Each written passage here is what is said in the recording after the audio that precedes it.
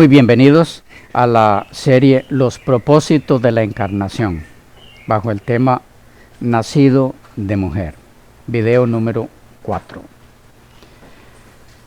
Preguntábamos, ¿qué dice la Biblia sobre esto? ¿Hay base bíblica para el dogma católico romano de la Inmaculada Concepción de María? Los textos bíblicos en los que la teología tradicional de Roma ha buscado un apoyo para este dogma son dos. Génesis 3:15, en primer lugar. Entendiendo que la mujer de perpetuas enemistades con la serpiente, cuya cabeza habría de quebrantar en unión con su hijo, es proféticamente María. A esto coadyuvó la Vulgata latina, vertiendo el pronombre hebreo hu, él, por ella, como si fuese esta mujer, María, la que había de quebrantar la cabeza de la serpiente. Y el siguiente texto es Lucas 1:28, argumentando que el participio kechatiromene significa repleta de gracia hasta los topes, sin dejar resquicio a pecado alguno, ni original ni personal. En cuanto a su impecabilidad durante toda su vida, desde su concepción hasta la transición al cielo. Los teólogos católicos suelen asegurar que María sobrepasó en gracia a todos los santos y ángeles, aumentando su santidad continuamente por una constante actitud de amor purísimo en progresión geométrica, desde su concepción hasta el instante de su tránsito al cielo. No han faltado teólogos que han asegurado que poseyó completo uso de razón en el vientre de su madre. Y en cuanto a su absoluta impecabilidad desde el mismo inicio de su existencia, el autor católico Leo J. Tres dice, enfatizando su singularidad, lo siguiente: de Adán para acá, un solo ser humano, sin contar con Cristo, poseyó una naturaleza humana perfectamente reglada, la Santísima Virgen María. Al ser María destinada a ser la madre del Hijo de Dios, y porque repugna que Dios tenga contacto, por indirecto que sea, con el pecado, fue preservada desde el primer instante de su existencia de la oscuridad espiritual del pecado original. Desde el primer momento de su concepción en el seno de Ana, María estuvo en unión con Dios. Su alma se llenó de su amor, tuvo el estado de gracia santificante. Llamamos a este privilegio exclusivo de María, primer paso en nuestra redención, la Inmaculada Concepción de María. Bien, volviendo a la pregunta, ¿tiene fundamento bíblico el dogma católico romano de la Inmaculada Concepción de María? Los textos en los que se pretende encontrar ese fundamento están bien empleados en esa dirección. Antes de intentar responder a eso, viene muy bien la declaración del autor católico José C.R. García Paredes. Dice él: cuando el teólogo quiere justificar la definición dogmática sobre la Inmaculada, refiriéndose a la concepción de María, tal como fue promulgada por Pío IX en la bula Ineffabilis Deus, no puede soslayar preguntas como estas. ¿Bajo qué tipo de información bíblica o tradicional ha llegado la Iglesia a conocer lo que sucedió en el primer instante o después del primer instante de la concepción de María? Es justo hacerse esta pregunta, porque resulta que no hay un texto bíblico que ofrezca este tipo de información, porque tampoco existen tales informaciones en la tradición patrística occidental, en lo referente a la preservación del pecado original. Basta recordar a Agustín. Este dogma no ha nacido de una revelación explícita que nos comunicara cómo acaeció históricamente el primer instante de la existencia de María. Las luchas de los siglos XV al XVII entre maculistas e inmaculistas son un índice de tal falta de información. Por su parte, la Enciclopedia Católica admite: no se puede sacar a la luz de la Escritura ninguna prueba directa o categórica y rigurosa del dogma. Con todo y eso, los textos mencionados se siguen utilizando en defensa del dogma. Por esa razón, haríamos bien entonces en ir a ellos para ver qué es lo que nos dicen en esta dirección. Vayamos entonces al primero, Génesis 3:15. Dice: y pondré enemistad entre ti y la mujer, y entre tu simiente y la simiente suya. Este te herirá en la cabeza, y tú le herirás en el calcañar. Siendo que al inicio de este estudio hemos tratado parte de este texto, lo que corresponde en este caso es identificar con claridad quién es la mujer aludida aquí. Es María, que por su naturaleza inmaculada vencería a Satanás. Según el catolicismo romano, sí, es María, tipificada en Eva. ¿Es esto así? La mujer de quien descendería la simiente que aplastaría a Satanás, ¿es Eva o es María? Leamos. En primer lugar, hay un detalle muy importante a aclarar aquí, y es el uso de un vocablo hebreo, que aunque ya se ha dicho algo al respecto en este estudio, no viene de mal ampliar el punto. Nos referimos al vocablo hu, él, de la frase este te herirá en la cabeza. Como ya se mencionó en la Vulgata latina, este vocablo se cambió por ella, o lo que es lo mismo, ella, aplicándoselo a María en vez de a Jesús. ¿Tiene fundamento bíblico esta aplicación hecha por la Vulgata? ¿Cómo traducen los eruditos católicos el vocablo hebreo?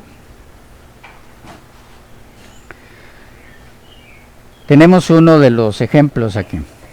Su descendencia te aplastará la cabeza. Y tenemos la traducción de La Dios habla hoy, la Biblia versión popular, la segunda edición de Sociedades Bíblicas Unidas, Corea 1979. Su descendencia te aplastará la cabeza. Notemos cómo esta versión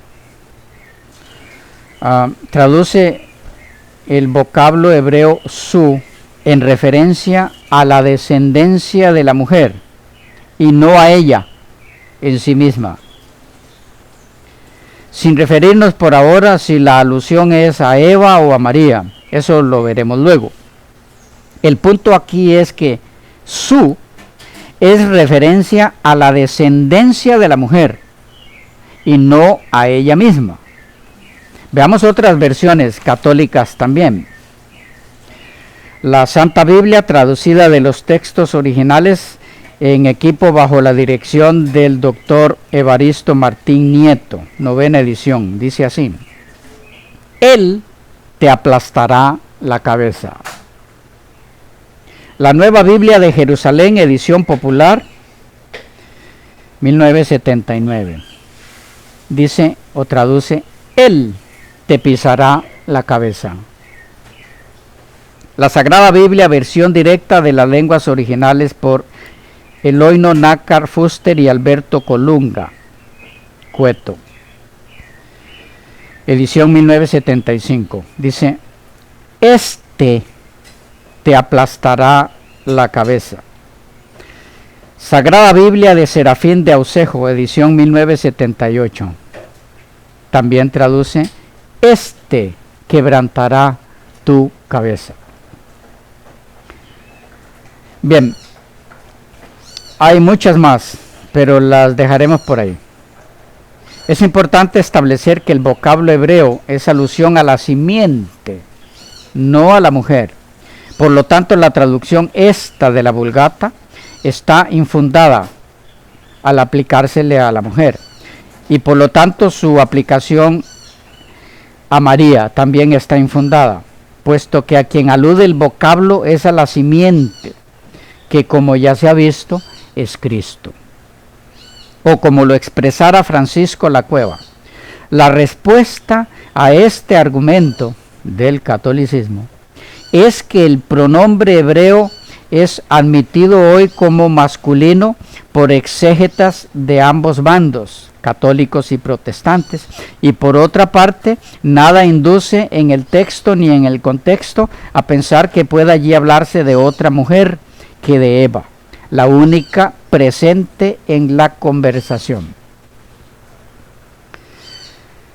Ahora, en la teología católica se cree que el primer pasaje bíblico en análisis, en nuestro estudio, Génesis 3:15, que contiene la promesa de redención, menciona también a la madre del Redentor.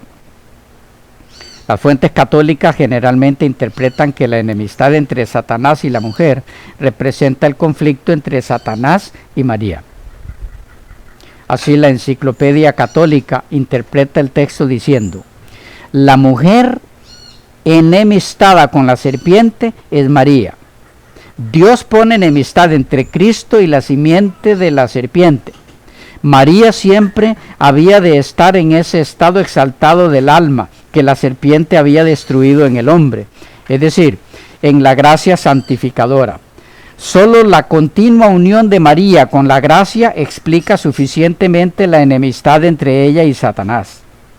El protoevangelio, Génesis 3:15, continúa diciendo este documento, por lo tanto, en el texto original contiene una promesa directa del Redentor y en conjunción con él la manifestación de la obra maestra de su redención, la preservación perfecta de su madre virginal del pecado original.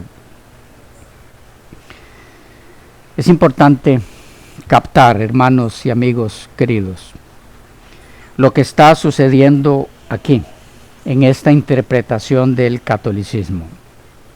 En síntesis, la mujer de Génesis 3:15 es María, dicen ellos, y la enemistad entre ésta y Satanás estriba, se basa, se fundamenta en la Inmaculada Concepción de María y en su vida entera sin pecado, en contraste con la enemistad en la que ahora se encontraban Adán y Eva con Satanás por causa de la naturaleza caída que ahora los caracterizaba.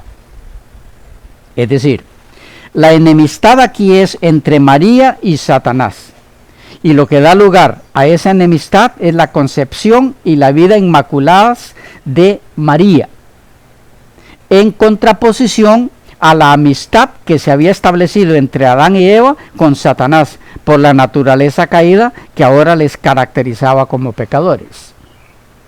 En otras palabras, la base para ver aquí a María es la doctrina católica de la Inmaculada Concepción de esta.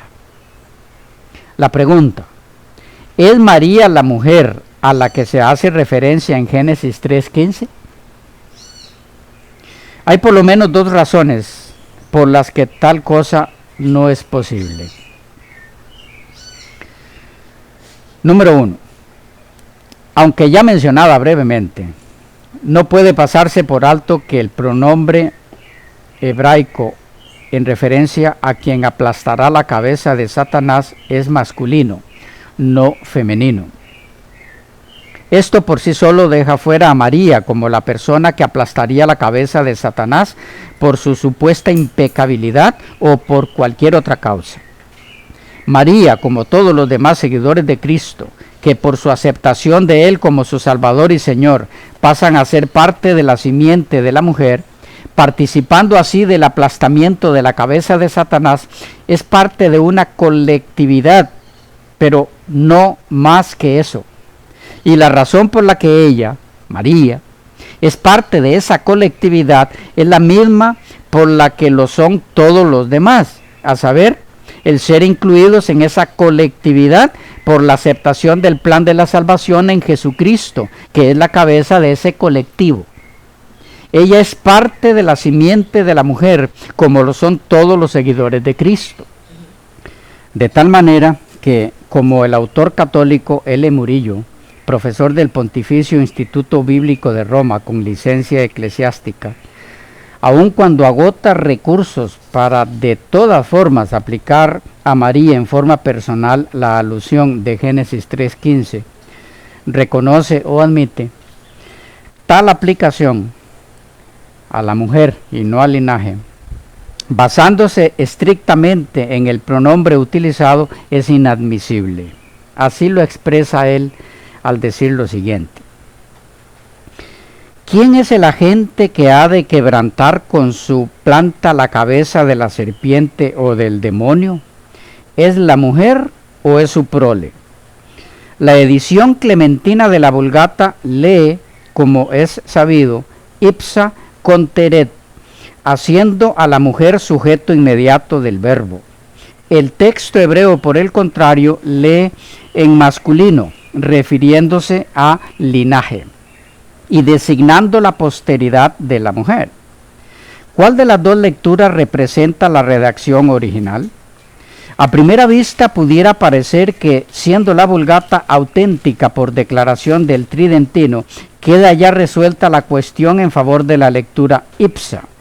Pero, adviértase, dice este autor, que ni la edición clementina representa en todo a la Vulgata, ni la intención del tridentino fue declarar la autenticidad absoluta de aquella versión, y consta que de intento dejó por hacer algunas correcciones que podrían haberse hecho. Una de ellas pudo ser la de Génesis 3:15. San Jerónimo, sigue diciendo él, leyó seguramente en masculino, como se ve por sus cuestiones hebreas, y en masculino leyeron también el texto los alejandrinos, autos. Suele invocarse en favor de la lectura femenina el testimonio de algunos códices hebreos que leen hi con una yod, y también la forma pentateuquica hi con una vocal hirek para el demostrativo femenino, que podría fácilmente haberse transformado en hu. Pero los códices invocados son de escasa autoridad, y en cuanto a la forma hi con una hirek y una vab, está excluida por la etinal masculina del verbo y por los sufijos. Es pues indudable que el sujeto inmediato del verbo es el linaje de la mujer, el cual ha de obtener sobre el demonio un triunfo completo. Y en cuanto a la identificación del linaje de la mujer, el mismo autor agrega: ¿mas quién es el linaje de la mujer? ¿Y cuál la mujer de que se habla? A lo que él mismo responde: la Iglesia Católica desde sus orígenes ha visto en este pasaje la promesa del futuro Redentor, como consta por numerosos testimonios de padres desde San Justino y San Ireneo. Además, a partir del siglo VI, es decir, de aquella época en la que, como resultado de las controversias sobre la dignidad de María, se puso especial empeño en el estudio de sus prerrogativas, los doctores, sobre todo latinos, han descubierto en Génesis 3:15 una predicción de la santidad excepcional de María, que viene a resolver en su inmunidad de toda culpa. Pío IX llamó la atención sobre ambos extremos, consignándolos en la bula Ineffabilis. ¿Tienen fundamento en el texto tales interpretaciones? Con respecto a la primera, relativa al Redentor, no puede caber duda, por ser evidente que el versículo 15 expresa la predicción de un pronunciado antagonismo entre el demonio y el linaje de la mujer, que ha de terminar con el triunfo completo de este último. Ahora bien, es patente que ese triunfo sobre el demonio no puede ser otro que la destrucción de su imperio entre los hombres. ¿Y quién puede representar al linaje de la mujer con ese antagonismo y triunfo sino el Redentor? Porque o el linaje de la mujer que combate con el demonio y le vence es una colectividad o es un individuo. Si esto último, como lo quieren San Ireneo, San Crisóstomo y San Agustín, Teodonto, Beda, Ruperto, Tuiciense y otros, claro es que el único individuo que triunfa completamente de Satanás es el Redentor. Si una colectividad, como interpretan el pasaje San Jerónimo y Lorenzo Reinke, esa colectividad no puede ser el género humano en su totalidad, sino como representado en aquellos que combaten al demonio y le vencen, es decir, los justos. Y estos no triunfan del enemigo infernal, sino mediante su cabeza, y por ella, esto es, mediante el Redentor. La cita la declaración es extensa, pero muy clarificadora. Sintetizando el punto. Número 1. El pronombre hebreo impide la interpretación de que quien hiere a Satanás es María. Esto porque dicho pronombre está en la forma masculina. La forma femenina se originó en la Vulgata, pero no hace justicia al texto hebreo. 2. La simiente tampoco es alusión personal a María, sino al Redentor y a la colectividad de la que Él es la cabeza. María está incluida en esa colectividad como lo están todos los demás creyentes en Cristo que alcanzan la victoria sobre Satanás por la victoria sobre el pecado en sus vidas como resultado de la gracia de Dios en sus corazones al aceptar el plan de la salvación. De tal manera que la vida sin pecado, es decir, vivir sin pecar, es posible para el nacido de nuevo y no solo para María o para cualquier otro en forma exclusiva. La victoria sobre el pecado es una promesa posible en la vida de todos los nacidos de nuevo, no es exclusividad de nadie. El apelativo santo es dado a todo nacido de nuevo en Cristo, independientemente de su naturaleza humana caída o pecaminosa. El único a quien es aplicable el término santo en el sentido de nunca haber cometido pecado es a Cristo nuestro Salvador. Pero en el sentido de santidad adquirida de Cristo por su gracia, a partir del nuevo nacimiento, el ser llamado santo es privilegio de todo hijo de Dios regenerado. Algunos textos que así lo indican y que estaremos viendo en nuestra próxima sección.